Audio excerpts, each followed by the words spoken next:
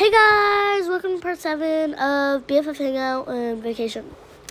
We're gonna ignore the room change and how she changed, and yeah. Anyways, I have to check on my child, so if you will excuse me. Morning, guys. Morning, Mom and Dad. Good morning, Ugly. Put those up there because we don't have enough time to keep the floor clean. I mean, keep the floor dirty. Why did my alarm not go off? It's already 9:52. Yeah, you set it for 10. Dumbo. I'm not dumb. That's mean. I'm at me too. Finally opens his eyes.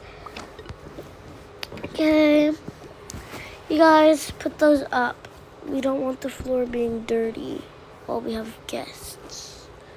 Wait, we're having guests today. Yes, we are. You're very nice, Auntie. Yes, Auntie May. Yes, Auntie May. I guess she is actually kind of nice. I don't know why you guys like her so much, though.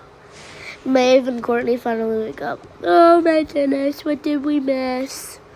A lot. You guys missed a lot. Auntie May is coming.